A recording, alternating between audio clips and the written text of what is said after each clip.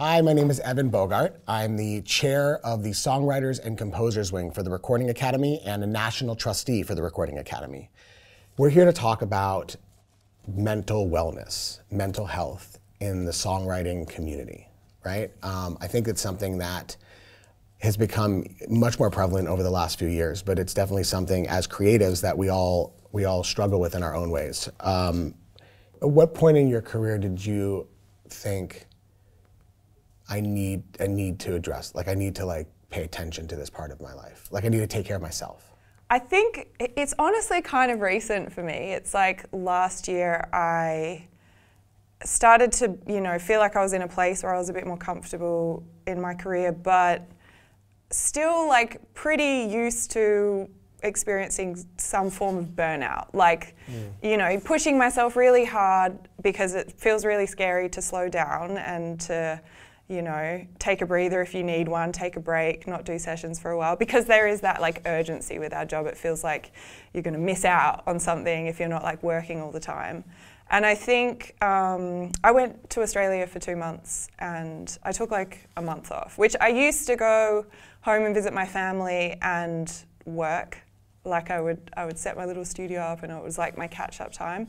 But because of the pandemic, I hadn't seen my family for a long time. So this time I just went and I was like kind of tired, honestly. I was like, I need a break. I need to like figure out what I want to focus on in the new year. And I think taking a really long break was really good for me and like easing back into the year this year with like, I just sort of made that promise to myself that I was going to like find more balance. I've actually been a lot more creative.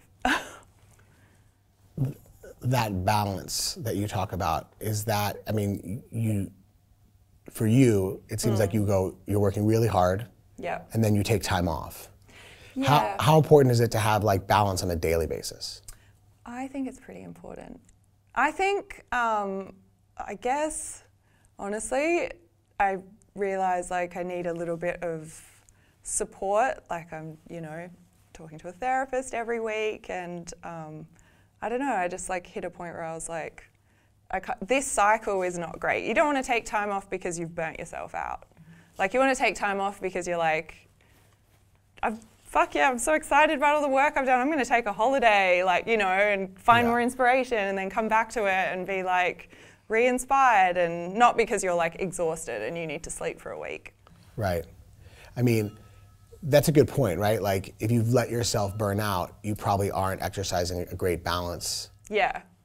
Right? No, because you're tired, you're not going to work out, you're not going to like, even all the things that you hear people say that, like eat good food, get enough sleep, do exercise. Like if you're working that hard, it's like, you're not really integrating those things into your life. Therefore, I don't know, I just find myself with my own personal journey, I feel like when I've gotten to those places where I'm like, sort of spinning wheels, I'm also not making the best decisions career-wise and creatively.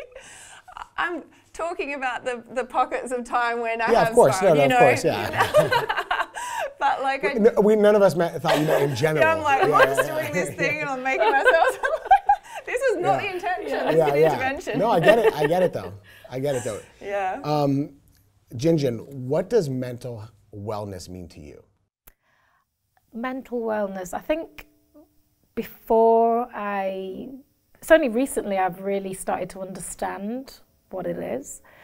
I always thought that because I love what I do, I absolutely love my job, I actually thought to myself that, my mental health and wellness was totally fine. It was balanced because I'm doing everything that I love. But then, to what KITO was saying, it's all the things like sleep and eating well and, even seeing friends and family and giving yourself a bit of a break, that I feel like that all adds to your mental wellness. And before that, I just didn't realise, you get into this industry and you spend the majority of your career just trying to get a foot in the door, so that once you do get a foot in the door, you're so afraid to take your foot off the gas. And you're just like, oh my gosh, I'm just so grateful and appreciative for every opportunity. And you kind of like grafting and grinding as if you've only just started, you know. And that is one of the beauties of this game as well. It's like, it doesn't matter what you've done previously. It doesn't matter how many hits or how many records or who you've worked with. The moment you do a new session, you're starting from scratch. You know, you're in the room with new people. No one cares what you even did last week or, you know, a year ago. You get another opportunity to start again and write another amazing song, or maybe a shit song that might lead on to a better song, or, do you know what I mean? So yeah, it's a constant roller coaster. Okay, well, speaking to the roller coaster, like, songwriters have an intensely creative, like, career process, right? Like, it's intense, it's creative. There's a lot of rejection. How do you deal with the rejection? I think you kind of learn as you go. I don't think there's one set answer and one way to deal with it. Sometimes you feel like, oh yeah, I'm cool with that. But then deep down you're like, oh, they didn't. You know, there's a lot of promises, a lot of empty promises, songs that nearly make it or nearly get cut, or your favorite songs that everybody else hates. You know, so you just have to kind of like grow a thicker skin sort of thing. It's like, I actually... How do you do that?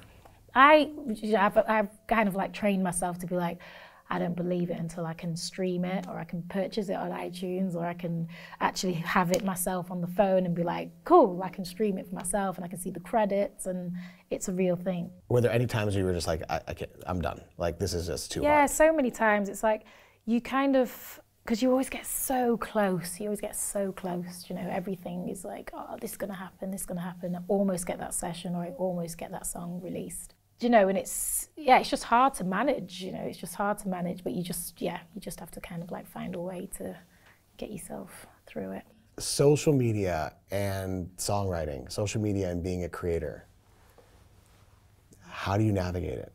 I don't know, like, do you know? I'd like to know. Still trying to figure it out. If you know. Yeah. It's crazy, isn't it? It's one of those things where I feel like I've learned now that it's kind of like our resume now, isn't it? It's kind of like our CV to a point. And it's our way of communicating, you know, with others, rather than it just being Facebook and like back in the day, MySpace and all that sort of stuff. I feel like you can use it in a positive way, but I do feel like you do have to be really careful. I find myself that, well, you can't just be there scrolling and you're just constantly on it. You know? Wait, do you think do you find it helps you more than it hinders you?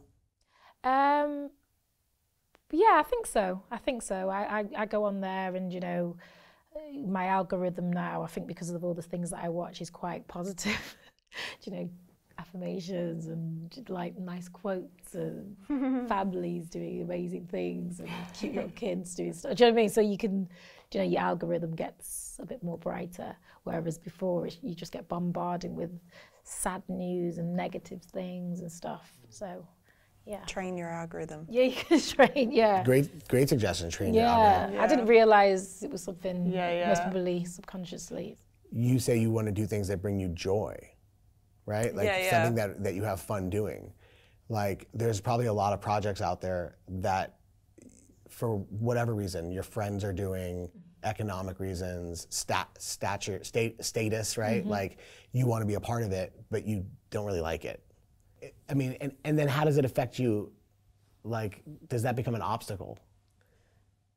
I think the more that you go through your career, you know, we're lucky enough to be able to make the decisions where we literally don't have to, you know, really do things that we don't want to do. Do you know what I mean? It's like one of those where you have to weigh it up. It's like, am I going to go and do that session? It's going to make me a bit sad, and people aren't that very nice anyway. And do you know what I mean? It's like, yeah, but if you're an up-and-coming writer, yeah, okay. I think are you saying yes to everything? I think you say yes to a lot of things, but then if I had known what I know now, I'd be like, actually, you know, sometimes you give things a try, but then, you know, sometimes you get into situations where you're like, oh, actually, this is not fun. It's a bit rude. People are, you know, it's not really about, it's all ego and all this other stuff that's nothing to do with music. It's best like not to be And it might involved. be that if it's something that you feel that way about it, it's usually probably not the thing you're going to be the best at, yes. I would say. But I do think early on it's really important to say yes to a lot. Because that's how you find your people too. Yeah, the people that and I think sometimes as well it's worth trying things as well. Sometimes you might, I think there's a lot of people's resumes and it's like, oh, okay, they've done this, they've done that, but it doesn't mean that's all they've done and that's all they can do. So sometimes it's like, oh, I'm not going to work with blah, blah, blah, because they do rock and I don't do rock. But then it's like you get into the room with this musician, you're like, oh my gosh, they can do dance music, they can do R&B, they can do Afrobeat. You know, a lot of creatives can do multiple genres. And some people that you think, some people might say something about a writer or the way that they work and they don't get on with them, but then maybe you have a different connection with them. So I do think it is good to be very open and just be like, hey, I don't know what that new genre of music is, but you know, I'm interested, so give it a go. So I think that's good. Thank you both for your time and your insights. Thank you, KITO. Thank you, Jin Jin. This is an important conversation. And you know, obviously songwriters continue to have songwriters' backs like we always do. So appreciate it. Amazing. Thank you. Thank you. Thank you.